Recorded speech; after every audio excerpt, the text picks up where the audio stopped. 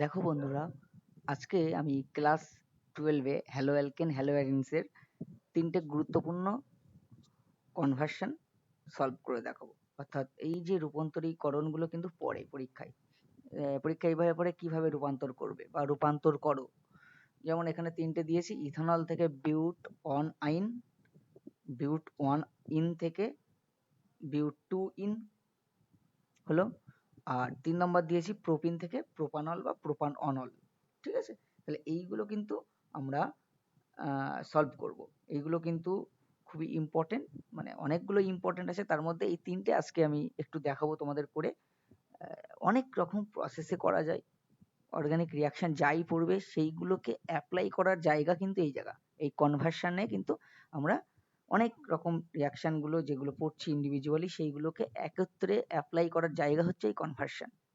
অনেকগুলো এক স্টেপে হয়ে যায়, একটা সিঙ্গেল রিয়াকশনে হয়ে যায়, কিন্তু অনেকগুলো কিন্তু লট অফ রিয়াকশনের ফলে একটা কনভার্সন দাঁড় করানো যায়। ঠিক আছে? তাহলে আমরা একটু দেখে নিই এটা। দেখো, প্রথমে আমরা করব সেটা হচ্ছে 1 নম্বরটা, ইথানল থেকে ইথানল।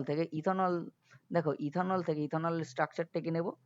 ইথানল থেকে বিউট অন আইন, বিউট 1 আইন বলতে CH3 CH2 C triple bond CH, এটা বিউট অন আইন। তাহলে এইটা কনভার্সন করতে হবে।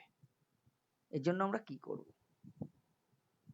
দেখো, অনেক রকম ভাবে করা যায়, আমি একটা প্রসেসে করছি। কি করবে প্রথমে? এই যে CH3 CH2OH, এইটাকে H2SO4 কনসেন্ট্রেট 170 ডিগ্রি সেন্টিগ্রেড উষ্ণতায় হিট করবে। করলে কি উৎপন্ন হবে? ইথিলিন উৎপন্ন হবে। ইথিলিন, তাই তো?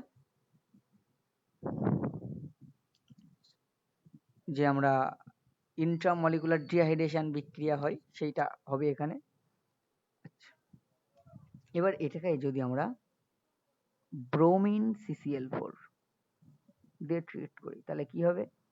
CH2 CH2, এটা বিআর, এটা বিআর। বাট এটাকে যদি আমরা অতিরিক্ত টু ইকুইভ্যালেন্ট, আমি দুবারে হয় অ্যাকচুয়ালি, KOH দু রকম রিয়েজেন্ট দেওয়া যেতে পারে। অ্যালকোহলিক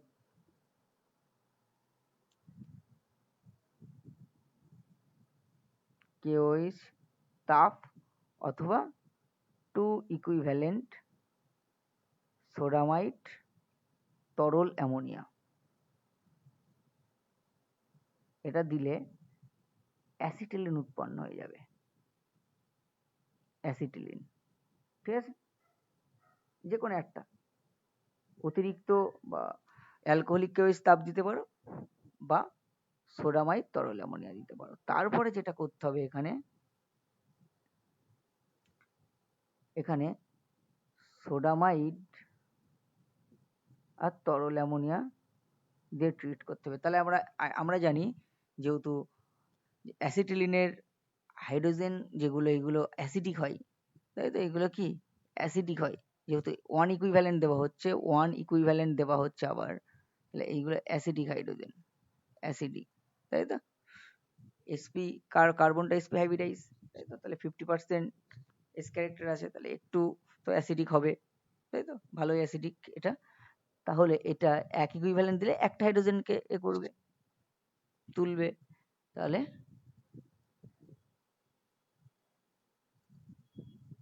-Na+ এটা তৈরি করলো। এইবার আমাদের ভাবতে হবে, আমরা এইটা তৈরি করার জন্য এই যে এই স্ট্রাকচারটা দেখতে হবে। এই যে জায়গায় যাওয়ার জন্য আমরা কোন অ্যালকিল ব্রোমাইডটা ইউজ করব SN2 রিয়াকশন করার জন্য। দেখো, তাহলে দুটো কার্বন এখানে অলরেডি আছে, এর মধ্যে দুটো কার্বন অলরেডি আছে। তাহলে আরেকটা কার্বন কিন্তু আমাদের আর দুটো কার্বন লাগবে বিউট অনাইন করার জন্য। তাহলে আমরা কি করব? এটাকে CH3CH2Br দিয়ে ট্রিট করে দেব। দিলেই এইখানে SN2 রিয়াকশনটা হবে, তাই তো?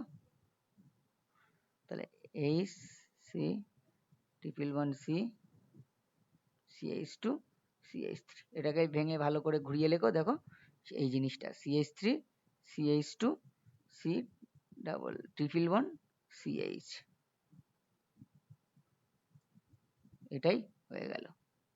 অল্টারনেটিভ ওয়েতেও করতে পারো। অল্টারনেটিভ ওয়ে আমি আর একটা করছি, অল্টারনেটিভ ওয়ে অনেক রকম ভাবেই করা যায়। অল্টারনেটিভ ওয়ে, অল্টারনেটিভ ওয়ে এইটা করতে পারো তোমরা। ইথানল, যেহেতু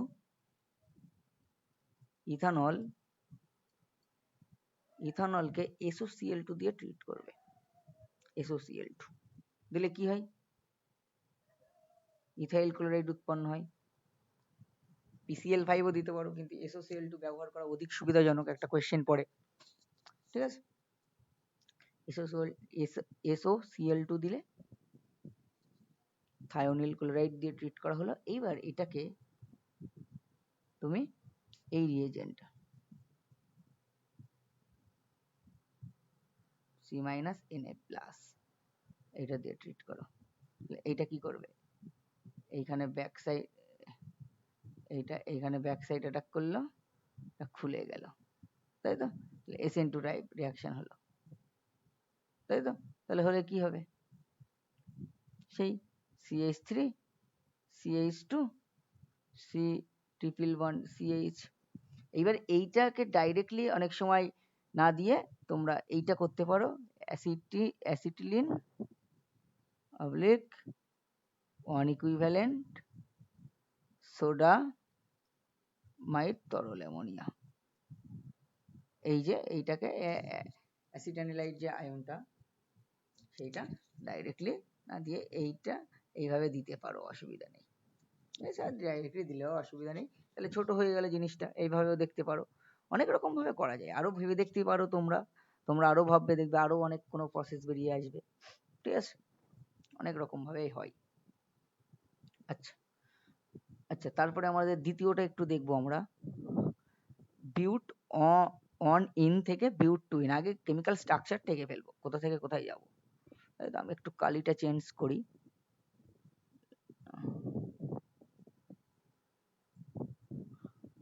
বিউট অন ইন থেকে বিউট টু ইন, তাই তো?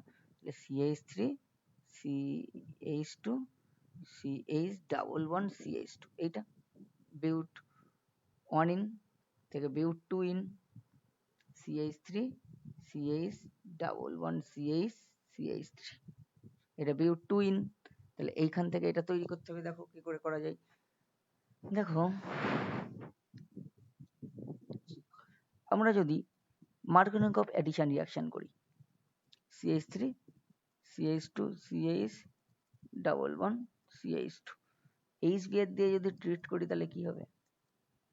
অপ্রতিসম অ্যালকিন, এটা অপ্রতিসম অ্যালকিন, অপ্রতিসম অ্যালকিন, অপ্রতিসম অ্যালকিন। অপ্রতিসম অ্যালকিনের ক্ষেত্রে যুত বিক্রিয়ায় যোজকের ঋণাত্মক অংশ দ্বিবন্ধনযুক্ত সেই কার্বন পরমাণুর সঙ্গে যুক্ত হয় যেখানে হাইড্রোজেনের সংখ্যা কম, তাই তো? আমরা মার্কোনিকভ সূত্র অ্যাপ্লাই করতে পারি। CH3 CH2 CHBr CH3, তাই তো? এটা উৎপন্ন হবে। এবার এইটাকে আমরা যদি এলিমিনেশন রিয়াকশন করি, E2 রিয়াকশন করি, E2 রিয়াকশনের জন্য আমাদের কি করতে হয়?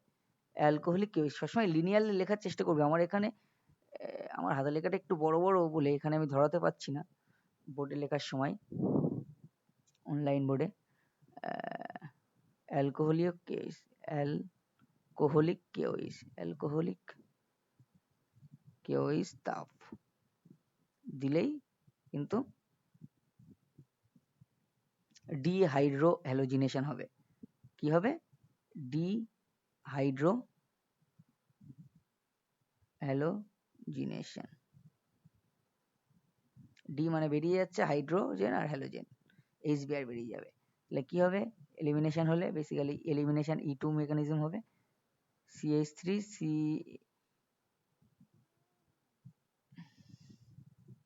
H+1CH3, এইটা হওয়ার কারণ কিন্তু আছে, ঠিক আছে। সিট যে প্রোডাক্ট, যে অ্যালকিনটা এখানে দু রকম পসিবিলিটি ছিল, তাই তো, ওয়ান ইনও হতে পারতো, টু ইনও হতে পারতো, কিন্তু টু ইন হওয়ার জন্য মোর সাবস্টিটিউটেড হলে হাইপার কনজুগেশন বেশি হচ্ছে, হাইপার কনজুগেশন বেশি হওয়ার জন্য স্টেবিলিটি বেশি হচ্ছে, সেই জন্য এটা মেজর হয়ে যাচ্ছে, ঠিক আছে, মেজর হয়ে যাচ্ছে, ঠিক আছে। আচ্ছা, তাহলে হলো। আর আরো অনেক রকম ভাবে করা যায়।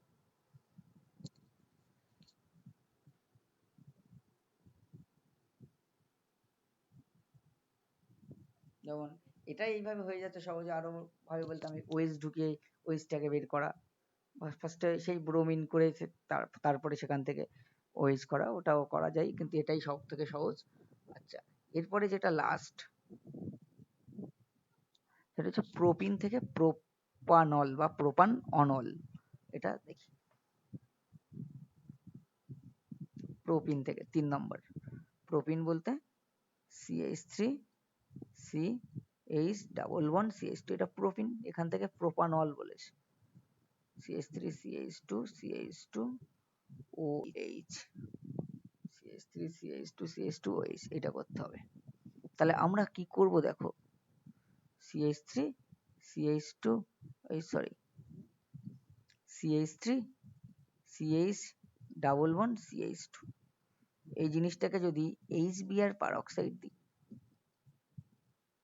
অ্যান্টিমার্কনিক অফ প্রোডাক্ট হবে, H নিউ অ্যান্টিমার্কনিক অফ, তাহলে অ্যান্টিমার্কনিক অফ প্রোডাক্ট হলে কি হবে, CH3 CH2 CH2 Br।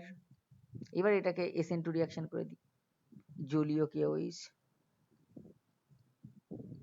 জলীয় KOH, তাপ দিলে কি হবে, CH3 CH2 CH2 OH, এটাই মেজর এখানে, বোঝা গেল। তাহলে আমরা এটা কিন্তু প্রোপিন থেকে প্রোপানল হয়ে গেল, ঠিক আছে। তাহলে আজকে আমরা এই 3টে শেখালাম, আবার কোনো একটা দিন আরো কয়েকটা একটু কঠিন টাইপের নিয়ে এসে হাজির হব। তোমরা বিভিন্ন রকম টাইপের গুলো সলভ করতে থাকো, আর বিভিন্ন রকম ভাবে ভাবতে থাকো, দেখবে অনেক রকম ভাবে করতে পারবে সলভ, মানে যা পড়েছো তার অ্যাপ্লিকেশন রূপান্তরীকরণে, ঠিক আছে।